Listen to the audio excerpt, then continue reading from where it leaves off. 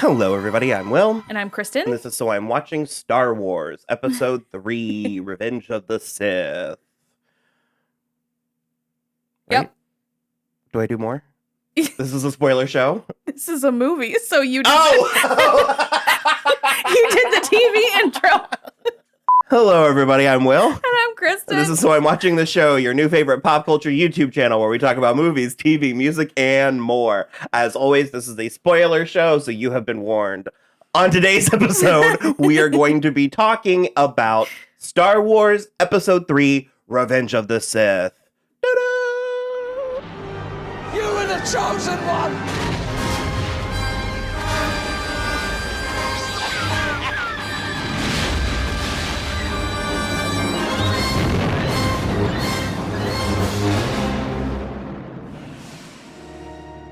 We've already talked about Episode 1 and 2. As I recall, we kind of let Episode 2 and the series, this trilogy, have it. Yeah. I think we really reamed it in that one. So I'm going to attempt to be a little bit more, not even necessarily flattering, but here's the issue. We sat down and watched it last night. Mm-hmm. We did the usual sort of, your general consensus was you were like, oh, this is better, but it's still bad. Yeah. And when it was over, we were relieved. Yeah. Having said that, having just watched all three of these and talked about them, there is something about them that I still like. Okay. I don't know if it's purely the nostalgia, but this one I've only seen once, maybe twice, but I don't own the DVD. Okay. So I remember going to see it at a midnight screening back when they used to do those after a full shift at the Galleria and being like, oh, it was okay. They still do them. We're just old. I can remember the exact moment that this one put the kibosh on the midnight screenings. When? 10,000 BC. Oh, I was so fucking tired. And that movie It is was not good. boring as sin. Like... And we were standing in the living room after coming home. It was like 3:45 a.m. And you're like, well, I'm going to go sleep for 2.5 hours and then go to work. And then I had to go to work. Yeah. And you literally were like, I think I'm done with the midnight screenings. We used to just do it for kind of whatever. And it was like after that. Well, whatever the big movie was. Yeah, and after that I was like, okay, like Harry Potter only.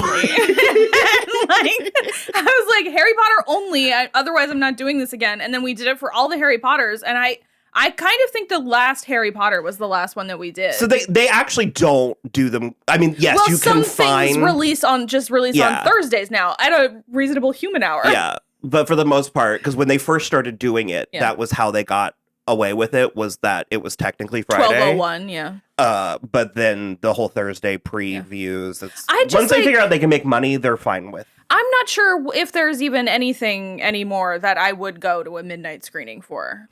I would, but you... I mean, maybe... You would enjoy it just as much. Yeah, maybe a Marvel movie, but even that, it's like, I would have done it for Infinity War or Endgame, but even the new... we don't have to. Yeah, the new Marvel movies, I'm like, nah, maybe not. So, regardless, you are correct. It was 10,000 BC. I remember that now, that I was like, not anymore. That's a bad movie. I watched the gears. There was a lever that went... Yeah.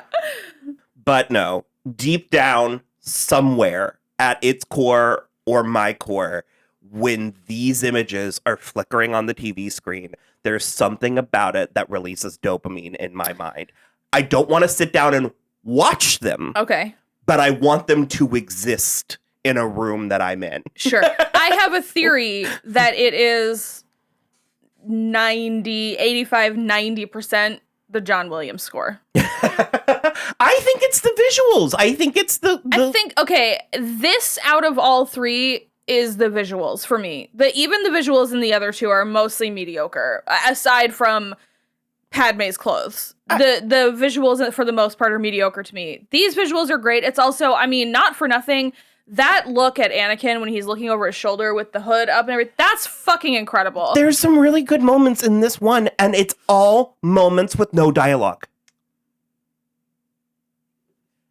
both Natalie and Hayden, there's like two separate points where they're in that like suite, that hotel suite in it and on the balcony where they have a moment together where there's no dialogue and they're good. Yeah.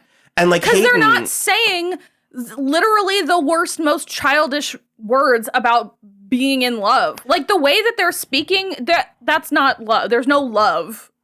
They are fond of each other. So my theory is, for most Star Wars, if not all of it, is you gotta get in when you're young. Yeah. I just, we're not big fans of maligning something to like, this is a kid's movie. Well, it goes back to that CJ the X video that we talked about where he did Tangled and he was like, kids deserve good art. Which I totally agree with, which is why up to a point I was like all in on Pixar. Mm-hmm. I was like, if I could make it my whole personality, I would have to a point. And I just totally agree with that. Kids deserve good art. And I think kids deserve art that's like this, but good. Because this is not good enough for kids. Well, no, I think it's... You don't think it's good enough for kids? I don't think it's good enough for kids, which makes it doubly not good enough for grown-ups.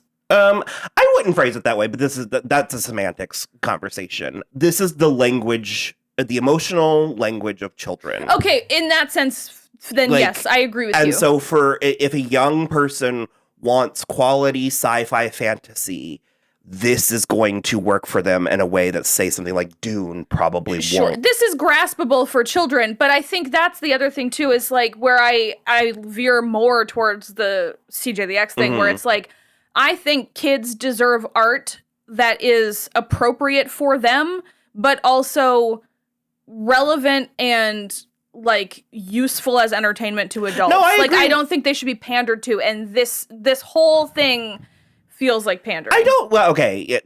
The same. I don't necessarily agree with that because it's like I think that for a young person's mind, it's like there are ways that you can be challenged by something emotionally investing and engaging and yada yada, but also even children, like adults, even children, like to just turn off their minds and veg sometimes. Sure. So all of that is to say that I think if this gets its hooks in you young, I think it's much more palatable. Because the issue I have with this entire trilogy and even this movie, and as we both said, we were a good 25, 30 minutes into it, and we hadn't really talked, and you literally were just like, this is already the best one. Well, I was like the most captivated by this one. Like that I opening wasn't... scene is actually really good. There's a lot of, No, I agree. It is pretty good. But I also like, it's so Ian McDiarmid plays... McDermott, yeah. McDermott? That's how I've always said it. Okay. He plays Chancellor Palpatine, but it's also like, it's to a point where I'm like... This is his movie. Oh, it's 100% his movie. He's like, mwah. It's like, but he's so mustache twirly. I'm like, how does nobody know that he's the bad guy? Like, nobody knows. But so that's my issue, is this has no... Well, I wanted to say that opening sequence, it's the CGI is finally there. There's so much happening in a way that we've never seen. Yeah. We've seen space battles in Star Wars, but we've never seen it quite like this. And there's just a moment where it's like Anakin and Obi-Wan's ships are like, ooh, and they literally both do a whoop and under, and you go over, and it's like, it kind of gives me like, ooh, this is it. This is the thing. It was pretty cool. I agree with that. But there's something for, as an adult fan revisiting, or an adult fan coming to this for the first time, there's no tension anywhere. Because not only are you dealing with the prequel issue where we know where everybody ends up, but on top mostly dead.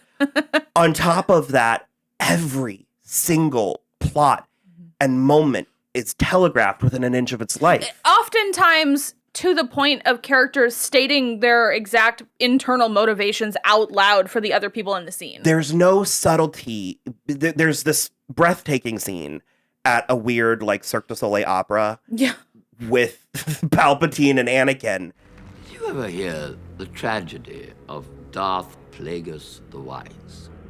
And Palpatine is just saying the thing. He literally is like, if you turn evil, Padme will live. Yeah, he's like, the benefit of the dark side is it gives you selfishly motivated power. Like he's literally, instead of talking around it and properly seducing Anakin, he's like, allow me to water the seeds of your distrust. Yeah. And it's like, you don't say that, you do that. Well, that's the other thing too, is like there's like 3 or 4 meetings in the Jedi Temple, or like, you know, the Council of the Jedi or whatever, and they literally, to his face, are like, we don't trust you, and so we're not making you a Jedi Master. So you can do this mission, but you are not a Jedi Master. And it's because we don't trust you specifically. And secondarily, we don't trust Palpatine. And then it's But like... also, yes, but also it's, and we don't know why. Yeah. But the Force. And that worked when I was a kid. Yeah. Because I just need the point A, point B. But as an adult, it's like, I just find myself trying to understand the subtext. Like, Yeah. I'm like, well, what does that mean? And I'm like, oh, exactly what they said. That's it, because at multiple points in this movie, multiple different people are like, I don't trust you. And it's like, well, I don't trust you either. And it's like, well, I can't do this unless I trust you. And it's like, well, I can't do that unless you trust me. And it's like, nobody trusts anybody. And it's like all for like mysterious Force reasons, but it's generally just because Palpatine is evil and he is seducing Anakin. Because I just like, I wish he would, instead of being like, yeah, come to the dark side, we have candy. Yeah. I wish he was like, you don't understand the dark side. Yeah. They have misled you. Right. And I guess that I'm sure you could zoom in and pull a quote and be like, they did do that, or they did say that. But when it's buried under all of the actual candy, that he's like, this is over there, you know? Because ultimately, both systems are sort of corrupt. Sure. But it's like the Jedi Council is corrupt in a like complacent Democrat way. Oh, 100%. the Sith is like corrupt in a make America great kind of way. I was going to say the exact same thing, like a very similar thing. Because there are several points where we keep talking about this Jedi code. They can't stop saying it. And so there are several points where it's like, if a bad guy does something, like kills somebody, it's evidence that they're evil. Yeah. But if a Jedi does it, it's because it was necessary. Yeah. And so that where do you draw the line? Who decides where the line is? Who decides if it's because you're good or bad? Like, and that's sort of what this movie thinks it's doing, and to an extent, it is what it is doing, because there's a handful of moments. There's the moment where, you know, Mace Windu kills or strikes down Palpatine, and Anakin's like, but you can't do that. And he's like, well, it's okay when I do it because it's necessary. well, that's the other thing too, is like that's sort of what instigates the thing at the beginning, is Anakin kills Count Dooku. And it's like, he should have been killed. That is the correct thing to do. He was an evil guy. He should have been killed. He should have You're then turned starting around. To sound like them. No, I'm starting to sound like Anakin. Yeah. But that's the thing, is like, Count Dooku was an evil guy and he should have been killed, and that was the correct move. But you're totally right, where it's like, but then they chastise him for that, and that's why they can't trust him in his relationship with Palpatine. And it's like, you all knew Count Dooku was bad. He's the one that was making the clones. The clone army. What are we doing? But there's also, because there's another moment where Obi-Wan literally says, only the Sith deal in absolutes. And that's an absolute. So it's there, like the corruption within the Jedi Council is there. Well, they but also it doesn't. They're all just sitting there with their thumbs up their asses, not doing anything. That's the thing, considering how much time is spent in these movies and how many characters there are. Yeah. There's a part of me that wishes I knew anything about any of the dozens of people we're seeing on the screen. Well, they like also, all those Jedi that they slaughter. That they just get struck down. I'm sort of like, I wish some of these had screen time. Like, I wish some of these had. Should we also not have had 1 or 2 scenes of the younglings? Because we did. They're in like episode 2. And, okay, well. And because that scene is actually chilling. I think it could have been more chilling. I think it is because it's all in that little boy. That little boy. Because he just is like, because they think he's there to save them. Yeah. And when he does the lightsaber, it's the like 7-year-old or however old he is. I have no concept on children's 6 ages. or 7 sounds right. It's the way he backs up because he's processing what's happening. Yeah. But I guess my point is like, God forbid these movies are any longer than they are, because they don't need to be as long as they are in the first place. But like, at no point do like Obi-Wan and Anakin go and like, you know, train the younglings for like, a session or something. If there was like some kind of rapport, I think it would have, because at this point it's like, yes, it is chilling, it's horrible. And when Obi-Wan finds all of the dead younglings with Yoda, obviously, yes. But at the same time, it is sort of hollow because we know nothing about these children. Sure. We don't it's intimately the same as know the them. rest of the Jedi. It's like, I don't know anything about anything. But a lot of those scenes are there. It's just the movies don't keep us engaged enough to register. So you're telling me I saw it with my eyeballs, but my brain did not retain it because it was so boring? No, because you were bored. Okay. And so I think that it's sort of like, if these movies are a mathematical equation, they can show their work. Okay. The answer is sure. there. But it's not. But there's something about the X factor. There's something about the passion that just bubbles under. Well, because we get moments of it. We get moments of, this is the thing. Like, I swear to God, the Duel of the Fates. It's like it plays in this movie during that thing. And I think that is a masterpiece. Sure. Like, it gets But anybody could do that. That's not special to this franchise. I think it is a little bit, but disagree. I'm not saying it's not good, but it's also, you can put the Duel of the Fates over any kind of action sequence for the most part, and it's gonna like increase the feelings. Well, sure, but the Duel of the Fates is from this. But no, that is ultimately my sort of breakdown of it, is that most all of it's there. It just doesn't engage me as an adult. So it all sort of is rendered kind of moot. Well, you're totally right too, where you're like, if you are approaching it like a math problem, then yes, the work checks out. But it's not like a math problem. It's like it should be a musical composition or like a flower arrangement or something where, like, sure, mathematically the Fibonacci code exists and like the golden ratio of beauty exists. I should feel it, not think it. Exactly. I should be feeling that beauty and that golden ratio. You shouldn't be looking me in the eyes and shouldn't saying, need to explain to me. This is the Fibonacci code, and this is why it's perfect.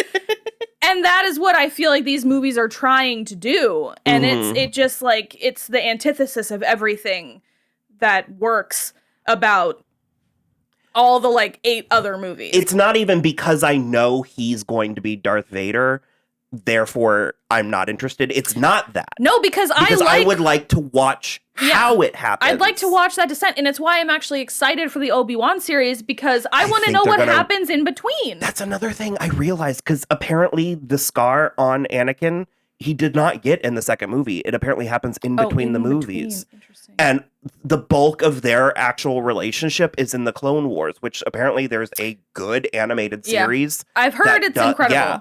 And so part of me is sort of like, so much of the work happens in between. Yeah. That's a little frustrating. And it just sort of, because what people are constantly saying this is about, it like, because apparently, and I touched on this in the second episode. Yeah. But apparently the actual moral is that Obi-Wan Kenobi failed. That he was a bad mentor. And he gets a second chance with Luke. And succeeds. Does he though? Yeah. I mean, okay. How does he not? It's just like I said before. It's like at the literal first opportunity, he's like, time to die. And he just like. But no, he doesn't trust Anakin. Okay. It's sort of like he smothers Anakin. He's too close to Anakin. He doesn't like he needs to be more objective or subjective, objective. Like Qui-Gon's more removed and more like he guides and leads, but like Obi-Wan kind of smothers and helicopters, and it like pushes Anakin the wrong. Well, that's what it's meant. That's what we're meant to take from it. And again, the work is there because I watched a couple videos where they diagrammed it, but and while watching it, I was like, oh, okay, yeah, I do remember that scene, but I was bored, so I dismissed it. Sure. I guess I get that, but because also, like had Anakin actually confided in Obi-Wan about the stuff with Padme, then Obi-Wan could be like, oh, okay. Because he's fine breaking the code when he needs to. Sure. It's like it would have changed how so many things happen. There's also apparently a theory that I like so much better. Lucas hasn't sanctioned it or anything, but Padme doesn't die of a broken heart. It syncs up if you. It's a way to watch the movie. Okay. But Anakin's heart stops beating before the mask is put on. Okay. And they think Sidious takes the remaining bit of her life and fuses it in with Anakin.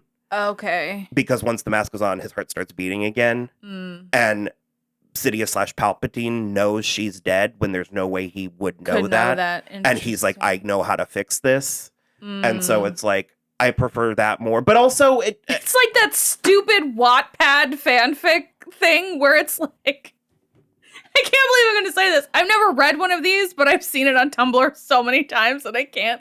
Where it's like, you meet and you fall in love with Harry Styles, and then you need a heart transplant. And like, he's going in the hospital too. And he's like, it's cool. I'll be there when you wake up. And then it's like, who do you think's heart is inside you? And it's like so fucking stupid. Yeah, it's exactly like that. I'm not 100% wrong. And that's an example of what I mean when I'm like everything's telegraphed. Is it's like he's having dreams, visions, or premonitions that Padme's going to die. So he's like doing everything in his power to make sure that doesn't happen, while never considering that maybe him doing everything in his power is what does it. Yeah.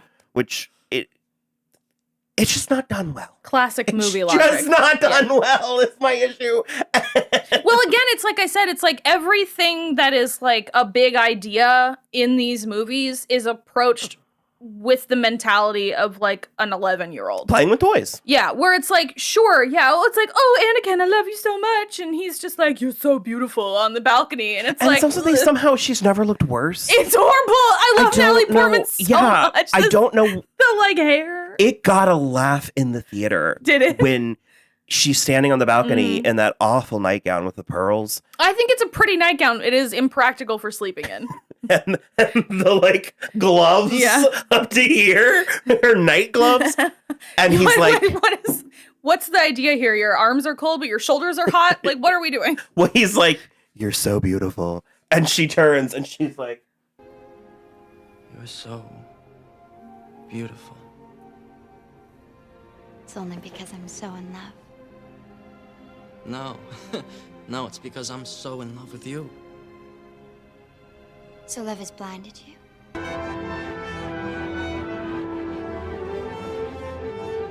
I also, I don't totally understand what happened, because she, has under eye circles to, rival Ian McKellen in that she's scene like Bella too. going through the pregnancy.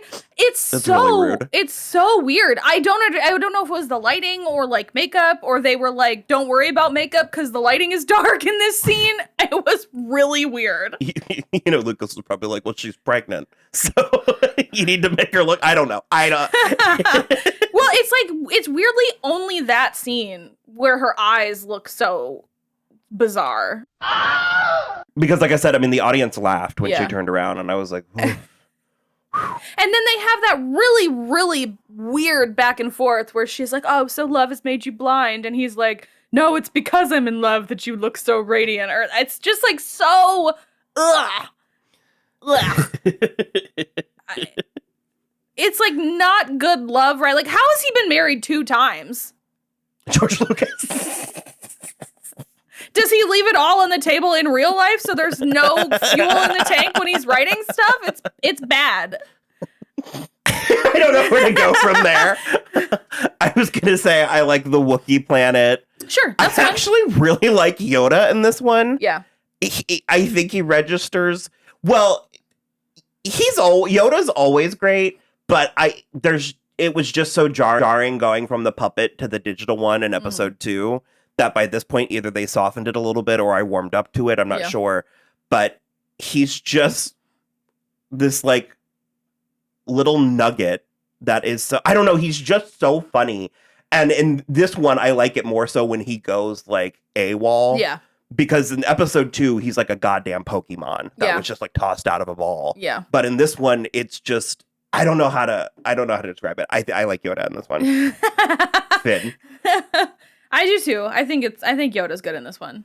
I think General Grievous is interesting. Yeah. There's a moment where they're fighting and Obi-Wan, I guess, kind of forgets and kicks him. But then he's metal, and so he hurts himself. and he's like, ow. And it's stuff like that I think is really interesting. I do like that final like political scene where they're like, everyone's giving the power over to Palpatine / Sidious, and Padme has that actually great line. It's a pretty good line. She's like, "This is how liberty dies," with thunderous applause.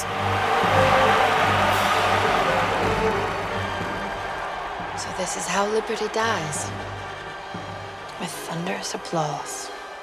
And it's the thunderous applause part that makes it so good. Because if she just said, "This is how liberty dies," it's like, that's okay. Yeah. But, and I just sort of, there are moments where it's like, in this day and era, you know, in this political climate, it's sort of like, yeah. Because when I was 20, I was like, that would never happen. And now I'm like, you'd be shocked at how fast that would happen. With just as telegraphed. Yeah. With just as many warning signs. Where everybody is sitting around being like, that guy seems evil, no? Like, don't we think? Well, and again, we were saying this before we started recording, but it's like, I can even forgive evil. I was like, but that's stupid. Yeah, like, so I stupid. can't forgive stupid. I mean, we meet Jimmy Smits. Love, just thumbs up to Jimmy Smits all the time, but Senator Organa is like cool, and I love that he takes Leia. I mean, that's like, well, they like decide to split the kids up. I had always forgotten that they had to split them up, because I was like, how come this one gets to be a princess and this one's working on a moisture farm with his on the slave planet Uncle Ben? And it's like, it's just sort of like, I don't know. It's weird, but I guess it's because if they're together, they're like too strong with the Force. That's what I can't remember if they say it in the movie, but that's what I would imagine. Because as we come to find out, I mean, they're both. Yeah. They if you buy into the Force logic of it all, it's like they were born out of a need for them. It was to balance. That's the other thing too, is I'm like, okay, so fine, you're giving Leia to Bail and his wife. That's great. I love that. But then it's like, is not the first place they would go looking with the family, like Uncle Owen and Aunt Beru? Like, is that not? I mean, unless that's the like beauty of it, is that that's the last thing they would do. Because it like is their family, right? It is Anakin's. They're Anakin's aunt and uncle. Aunt and uncle. Yeah, I don't. Or something. Yeah, family relation. Yeah. I think there's an argument to be made that it's like Anakin's not trying to go back to Tatooine. Sure, fair. That's fair enough. It's hiding in plain sight. Yeah. And he doesn't have a twin sister, so that can't be. Yeah. That little boy? No way. I definitely liked it the most out of all three. I think it's the most successful movie. Well, like the most successful movie-going experience. I agree with that for sure. I was the most captivated during this one, and like, you know, cringy dialogue aside, it's like, it tells the story it's trying to tell successfully, and I appreciate that.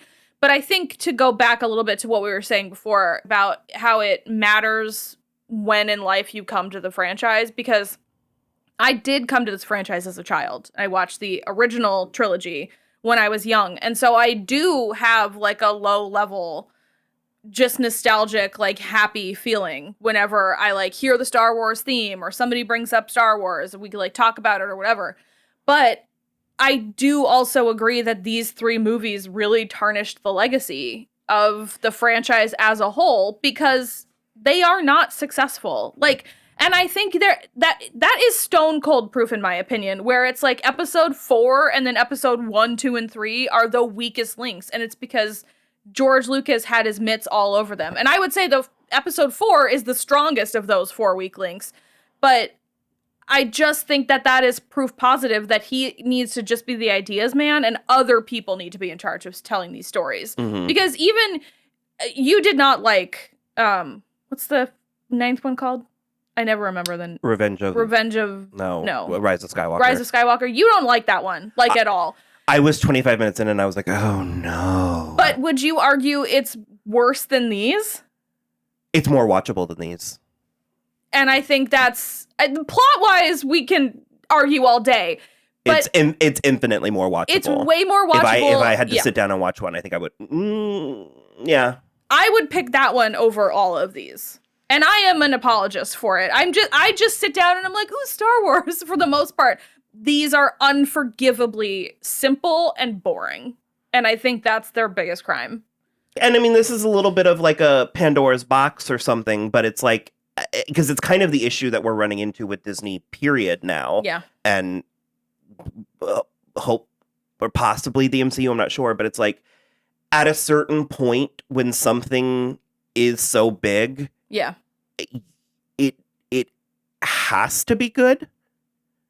Well, it's like unforgivable for Disney to release something that doesn't deserve the legacy. If you're not leveled up to the thing, I totally agree with that. I don't know that I made that point clear, but it's like, I definitely get what you're saying, because I think if you're gonna, because you can't do it because it's a guaranteed money bucket. You have to do it because it's good.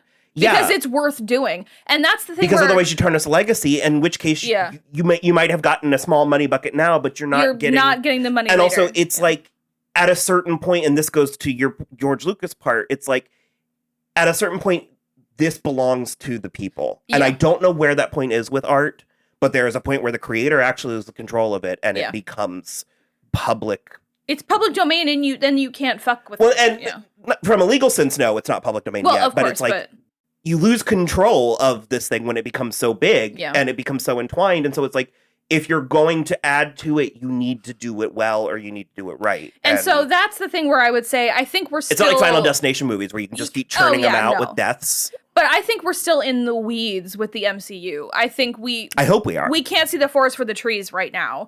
But with something like Star Wars, it's like... But when something gets too big to fail... Sorry, go ahead. No, then it will... That's almost exactly what I was going to say. Then it will fail. You can't just be churning out Star Wars movies because you think it's the thing to do. I need there to be something there to back up that feeling. You know what I mean? And also, I mean, I'll devil's advocate you and even myself here, but another take, and I feel like we'll go out on this, but another take is also, to that point, it doesn't matter what something should be. It matters what it is. Yeah. And at the end of the day, this is Star Wars. Yeah. And if you don't like this, then maybe you don't like Star Wars. I might not love Star Wars, but because I like so many parts of Star Wars that I'm willing to keep and there's going so much back potential. to that well, yeah. But that is true, and it's something that I kind of love, that at the end of the day, we're literally in the middle of the celebration of the release of Attack of the Clones. And I do love that while it's never the showcase of Lucasfilm or Star Wars, that it is still included. Anytime that they do a montage, you see several shots from these movies. Yeah. And so there is something, warts and all, that I love about being like, it's still a legacy. It's canon. You can't say it's not. Can't get rid of it. And so I guess that's maybe, the end. This is what I was waiting for. I knew we weren't done because I hadn't worked through. But I guess it really, there is not an answer. Mm-hmm. The answer is to each individual person. Yeah. You know what I mean? It either is or it isn't. And I think that both interpretations have value. And did I sum that up? I went real. Yeah, you went real broad and then you brought it back. You're good. But like if you don't like these movies for that reason, that is perfectly valid. Yeah. And if you like these movies for that reason, that is perfectly valid.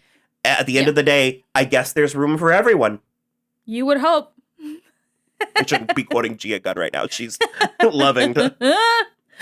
But no, I think ultimately it is what it is. Yeah. A phrase I hate, but it has merit sometimes. Merit. So on that note, I suppose let us know what you think. Well, you can follow us on Twitter at soimwatching, Instagram at soimwatching the show. We also have a website, soimwatching.com.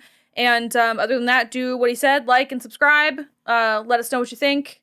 We have some places you can donate money if you'd like. And then, other than that, just... If you'd like to give another madman full reign. No, I'm here. Of his creative... I am here.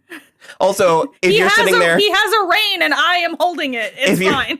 If you're sitting there thinking, well, if you're so smart, why don't you go do it? I'm trying. Oh, boom! It's called Fairy Tale. It's about fairy tales. It's not for children. And it's a modern day take on fairy tales. It's kind of like if Gossip Girl and like Game of Thrones were merged. Bye. That's a mess. No, it's fine.